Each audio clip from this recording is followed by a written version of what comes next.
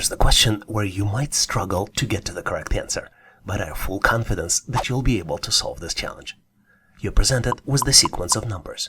The numbers are 1, 3, 11, and then comes the missing number. You need to determine the missing number and rationalize your solution by selecting one of four possible choices. Choice A, 17. Choice B, 29. Choice C, 57. And last but not least, choice D, 123. I would recommend you run this question through the most common patterns you have in your mind, so you can get to the correct answer. Are you ready to compare solutions? Awesome! Let me transition into revealing the answer to this question. I'll share with you my take, and if you came up with the different or perhaps more efficient approach, feel free to drop it in comments below. If you are a subscriber, or perhaps a frequent visitor to this channel, you know that the key to solving this challenge is to determine the pattern. And the pattern here is that next number is calculated as a square value of the previous number plus 2. Let's look at the example. The first number is 1. 1 square plus 2 equals 3. Then comes the next number, which is calculated as 3 square plus 2, which equals 11. So the missing number calculation would be 11 square, which equals 121 plus 2, which would be equal 123. So the correct answer here is choice D, 123. Here's a very interesting question we frequently see on the test. How should a pilot respond to a mayday call from another aircraft? And you're presented with four possible choices. Choice A, acknowledge the mayday call and maintain radio discipline. Choice B, mayday stands for hey or hi, short of good day, in a language used between pilots. Choice C, prepare for immediate landing, as this is an indication that the emergency storm is coming. And last but not least, choice D, mayday means happy May Day, which symbolizes good luck on your trip. Take a close look to see if you can come up with the answer. Are you ready? I think I know what my answer is going to be, so I'm moving forward to share with you my version of the solution. And obviously, if you have a different answer or have a better way to solve it, please make sure to post in comments. To get to the correct answer, let's look at the possible solutions to see if they represent the right answer. Let's start with choice B. Mayday stands for hey, good day, or hi, in the language used between pilots. This answer is incorrect, because Mayday is not a casual greeting, but rather a distress call used to signal an emergency. Choice C, prepare for an immediate landing, as this is an indication of emergency storm coming, is also incorrect. And it is incorrect because Mayday does not indicate an upcoming storm. Mayday signifies that another aircraft is in a critical emergency, and pilots should be prepared to assist or follow emergency procedures, but it does not necessarily mean they should immediately land. Choice D, Mayday means happy May Day, which symbolizes good luck on your trip, is also incorrect, because this answer is entirely unrelated to the aviation's use of Mayday. Mayday is an internationally recognized distress call, and acknowledging it is a crucial part of aviation safety. When air traffic controllers hear a Mayday call, they prioritize the distressed aircraft and provide assistance, including guidance on emergency procedures, navigation, and coordinating rescue efforts if necessary. The correct response for a pilot is to acknowledge the Mayday call promptly and maintain radio discipline. This involves responding clearly and professionally, confirming that you have heard the call, and preparing to offer assistance or follow appropriate emergency procedures. So the correct answer here is choice A, acknowledge Mayday call and maintain radio discipline. Did you come to the different conclusion? If you did or would like to share additional insights, please make sure to post them in comments. Here's an amazing question with the answer that will definitely surprise you. You're presented with the circle broken down into the 8 parts. Each part has letters inside, and letters are O, S, then comes the missing letter, T, another missing letter, O, another missing letter, and ends in P. You need to complete the object by selecting the choice of 3 grouped letters. Choice A is represented by letters I, E. Choice B is represented by letters T, N. Choice C is represented by letters E, N. And last but not least, choice D is formed by the letters of IIN. Take a close look to see if you can complete the object. I'm going to give you a quick hint to help you solve it. Take a close look what happens if you move clockwise. I'm pretty sure you are by now, so I'm moving forward to share with you my version of the answer. And obviously, if you have a better way to solve it, please make sure to post in comments. What's interesting about this question is how amazingly simple the solution is. If we start with the letter P, we can form a word position. Let me spell it for you. P-O-S-I-T-I-O-N. Let me pinpoint 3 considerations that will help you solve these types of problems on the test. When you look at the question is complete the object, and letters are the choices, which most of the time would mean that you need to form the word. Circle shape in the original question mimics the clock, which a lot of times mean that you need to select the direction, which could be clockwise or counterclockwise. To solve these types of challenges, you typically need to look at consecutive letters that are already present.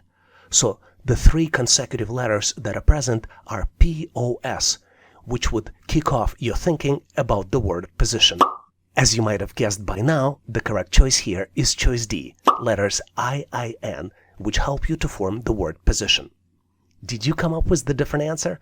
Or maybe you have other tips on how to solve these types of challenges? Please make sure to post in comments. Here's an exceptional question to test your analytical skills, communication skills, and verbal reasoning.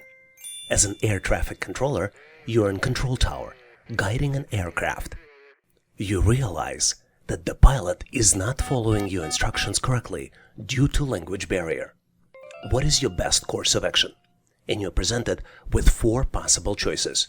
Choice A, repeat the same instructions more slowly and loudly. Choice B, use simple and concise language, rephrasing your instructions as needed. Choice C, continue with standard communication phrases, assuming the pilot will catch up eventually.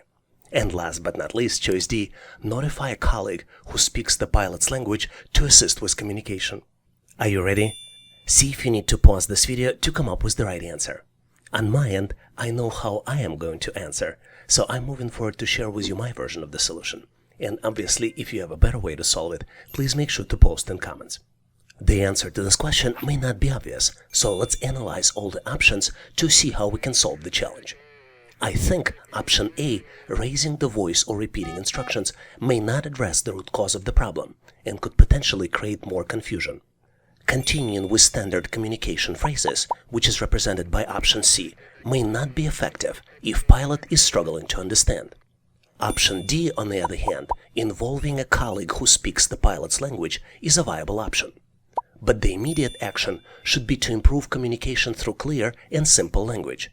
I think the solution here is using simple and concise language and rephrasing instructions as necessary, and this is the best approach, which is represented by option B. This approach allows for clear and unambiguous communication while taking into account potential language barriers or miscommunication. So I think the correct answer here is choice B. Use simple and concise language, rephrasing your instructions as needed. Did you come up with the different conclusion?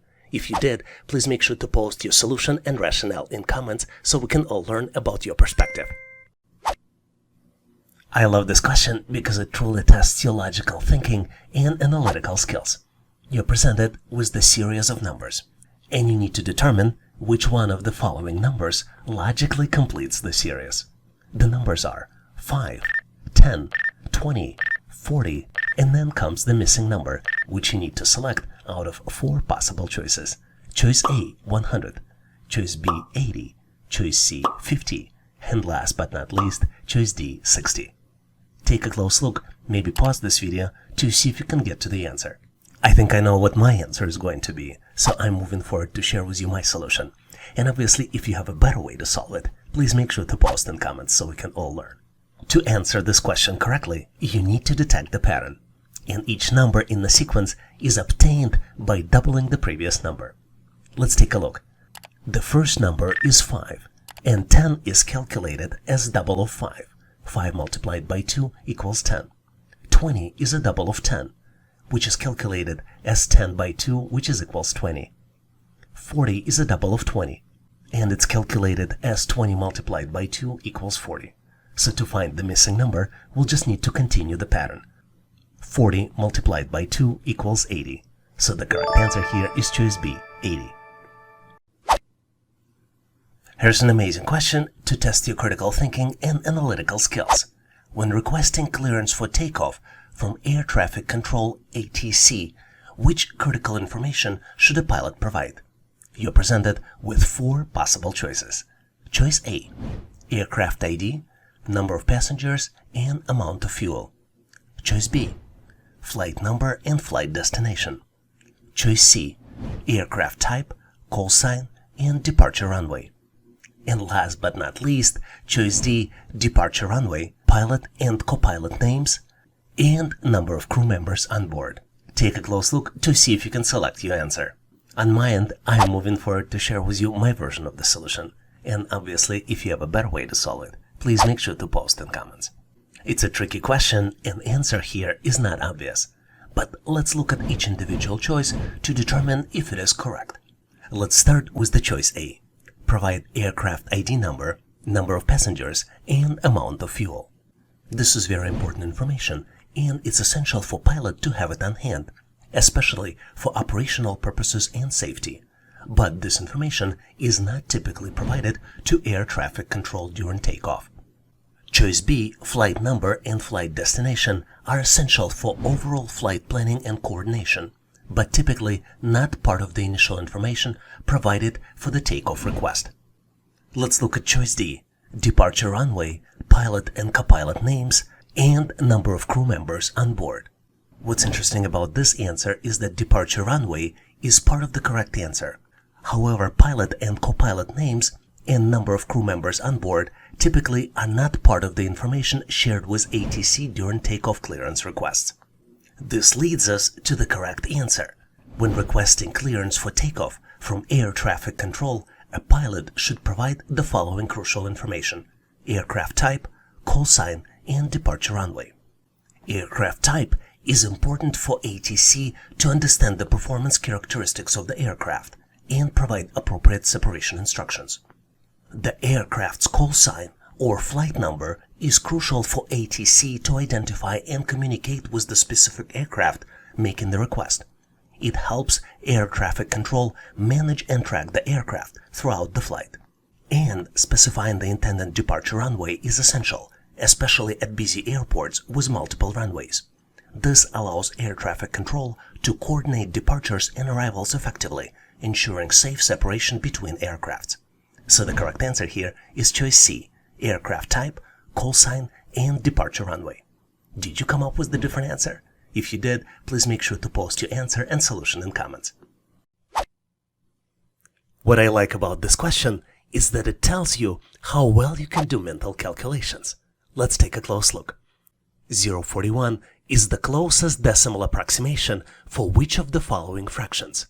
And you're presented with 4 choices of fractions. Choice A, 1/2. Choice B, 2/5. Choice C, 3/8. And last but not least, choice D, 5/12. Take a close look to see if you can come up with the answer.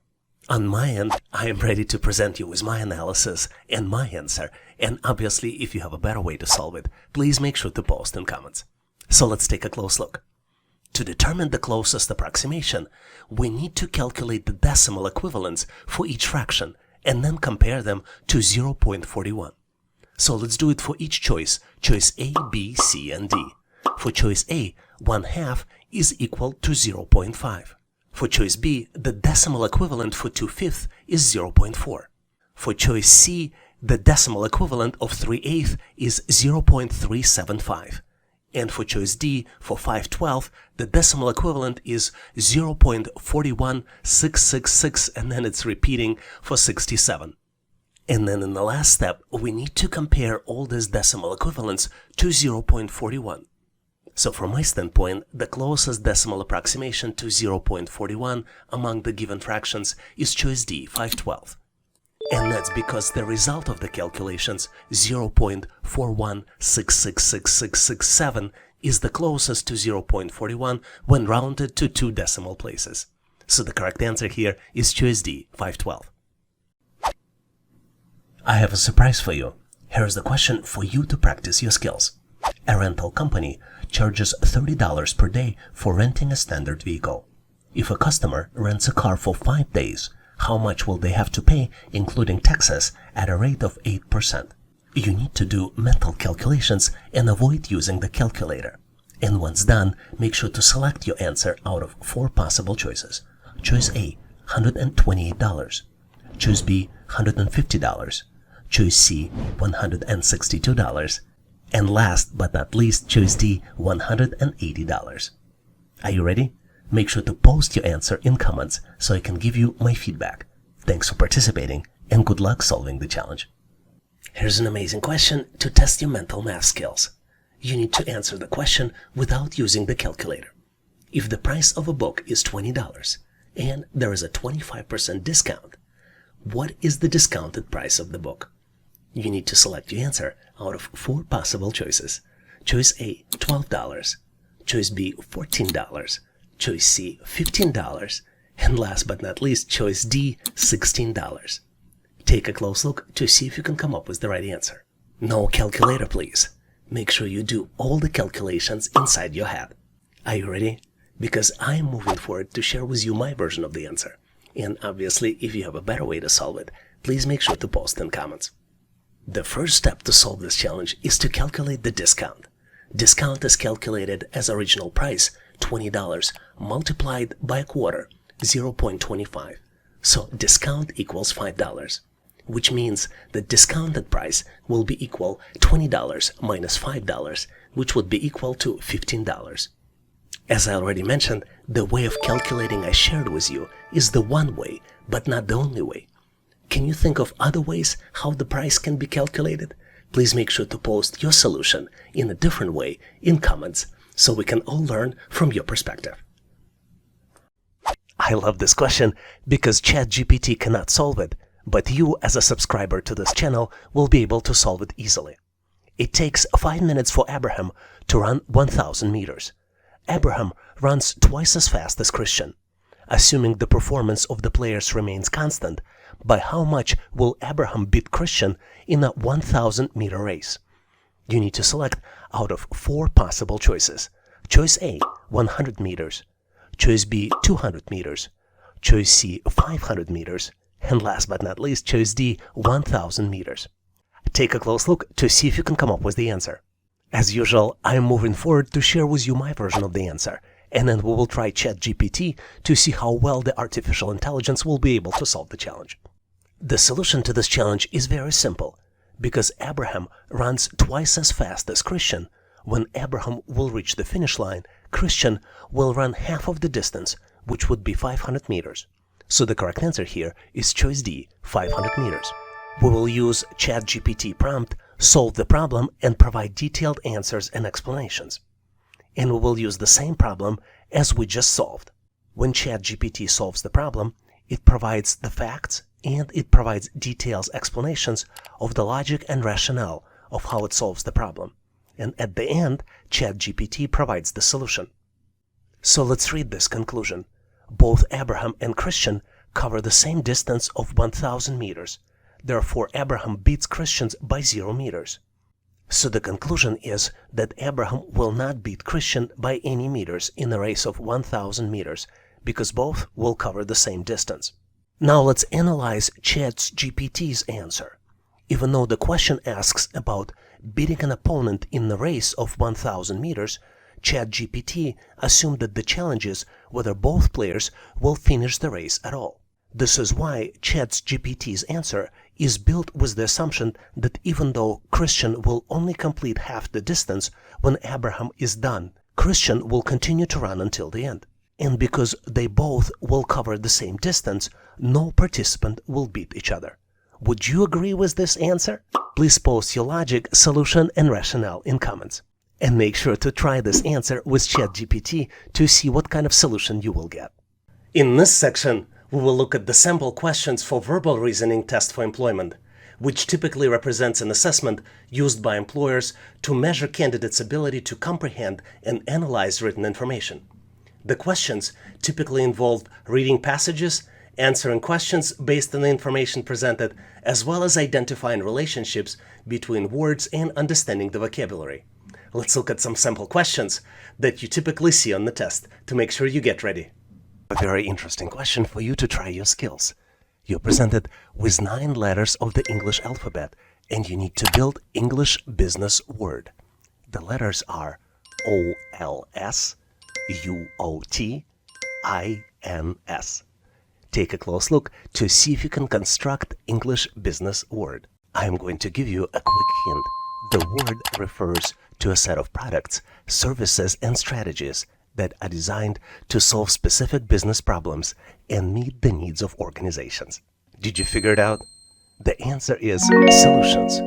Business solutions are typically developed by vendors or service providers who have expertise in particular industry or functional area.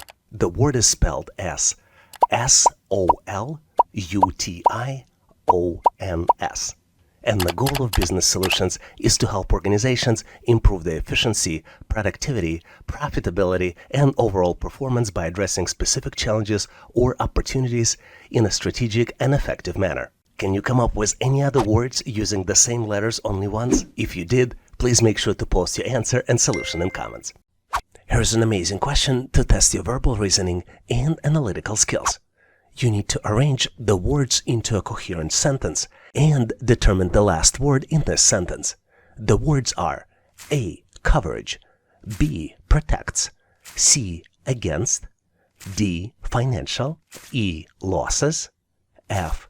Business, G. Risks. Take a close look, see if you can build this sentence and determine the last word in this sentence. Did you figure it out?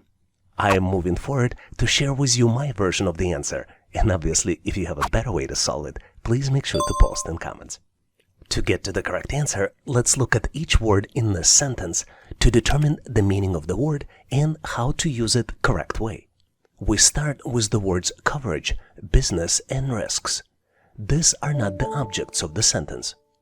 We also look at the against and financial. These are prepositions and adjectives. The word protects is the verb and it provides valuable information in the sentence. The word losses is the object of the sentence and it provides information about what business insurance protects against. Based on this information, let's build the sentence. Business insurance protects against financial losses. Based on this, we can determine that the last word in the sentence is losses. And this is the object of the sentence, and it also provides a specific type of protection. So I believe the correct answer here is choice E, losses. Did you get to the same answer? If not, please make sure to post your answer and solution in comments. I love this question because the answer represents such a powerful business concept. You're presented with 10 letters, and you need to build English business word by using each letter only once. The letters are N, I-N, A-V-O, and I-T-O. Take a close look to see if you can come up with the solution. I am going to give you a quick hint. The word refers to the process of introducing new ideas, products, services, or processes that add value to society, the economy, or organizations. Did you figure it out? I hope the hint was helpful because I'm moving forward to share with you my version of the answer. And if you have a better way to solve it, as usual, please make sure to post in comments. My answer is innovation, and the word is spelled as I-N-N-O-V-A-T-I-O-N. What's interesting is that innovation involves combining creativity, technology, and practicality to develop new solutions that meet people's needs and address emerging challenges. Innovation is also crucial for the growth and development of the businesses, economies, and societies, and it drives competitiveness, productivity, and progress. Let's look at the examples of the most recent consumer innovations. Number 1 is streaming services. The popularity of streaming services such as Netflix, Hulu, and Disney Plus disrupted the traditional TV industry by offering on-demand access to the vast library of movies and TV shows. The fact that I can broadcast my videos and share them with you directly is also part of streaming services innovation. The next one on my list is electric cars. The development of electric cars by companies such as Tesla, Nissan, and Chevrolet has provided consumers with a more sustainable and energy-efficient alternative to traditional gasoline-powered vehicles. Another example of recent innovation is wearable technology. The emergence of wearable technologies such as smartwatches, fitness trackers, and virtual reality headsets had powered people to track their health and fitness, stay connected, and experience immersive digital content. We also recently enjoyed innovation of online marketplaces. Companies such as Amazon, eBay, and Etsy revolutionized the way people shop by providing them with vast selection of products, competitive prices, and fast delivery options. And last but not least on my list is the smart home technology. The rise of smart home technology allowed people to control and automate various aspects of their homes, from lighting and temperature to security and entertainment, using voice commands and mobile apps. Do you know any other examples of recent innovations? Please make sure to share them in comments so we can all learn. In this section, we will look at numerical reasoning test questions frequently used in a test. Numerical reasoning assessment test is a standardized evaluation designed to assess individuals' ability to understand and work with numerical data, make calculations, interpret charts and graphs, and draw conclusions from quantitative information. The typical content of numerical reasoning test can vary, but often include topics such as basic arithmetic, percentage and ratios, data interpretation, financial analysis, mathematical problem solving, number sequences, and a lot of others. Let's look at some sample numerical reasoning assessment test questions we typically see on the test. Here's one of my favorite questions to test your analytical skills and attention to details. You need to determine which of the values is the smallest. And you're presented with 5 different values. The choices are A, 3/4, choice B, 0.6, choice C, 7/12, choice D, 0.7, and last but not least, choice E, 4/5. Take a close look to see if you can come up with the answer. Did you figure it out? I am moving forward to share with you my version of the answer. And obviously, if you have a better way to solve it, please make sure to post in comments. To get to the correct answer, we need to convert all the values to the common format. You can convert all the values to decimals, or you convert all the values to fractions. It doesn't matter, but it has to be common. I chose decimal format. 3/4 in decimal is 0.75. 0.6 is 0.6. And 7/12 is 0.583. 0.7 has the same value, and 4/5 is 0.8. Now you can easily see that the smallest value is choice C, 7/12, which is approximately as 0.58333. Did you get to the similar solution? If not, please make sure to post your answer and solution in comments. This is one of my favorite questions because it tests your analytical skills as well as your abilities to identify sequences. You're presented with the series of numbers, and you need to identify the pattern and select the option that completes the series. Take a close look at the numbers. The numbers are 2, 5, 9, 14, and 20 in the first row. Second row is 3, 6, 10, 15, and 21. The third row is 4, 8, 13, 19, and 26. And last but not least, the fourth row has the series of numbers 1, 2, 4, 7, 11, and then comes the missing number. You need to detect the pattern and select the missing number out of 4 possible choices. Choice A, 17. Choice B, 16. Choice C, 23. And last but not least, choice D, 18. Take a close look to see if you can come up with the solution. Are you ready? Because I already found my solution, so I'm moving forward to share with you my version of the answer.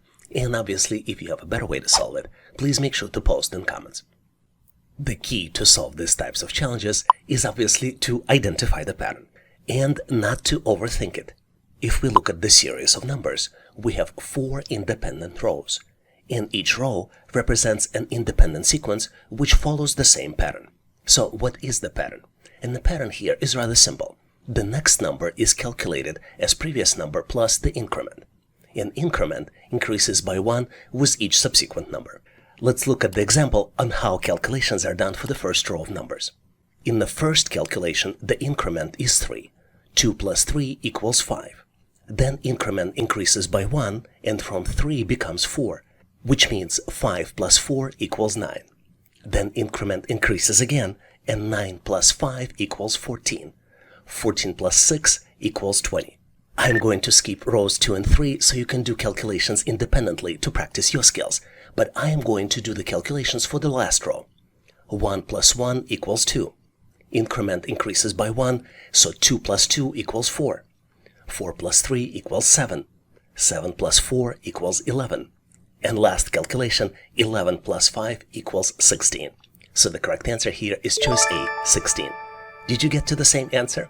If not, maybe you have a better way to solve it, so please make sure to post in comments so we can all learn.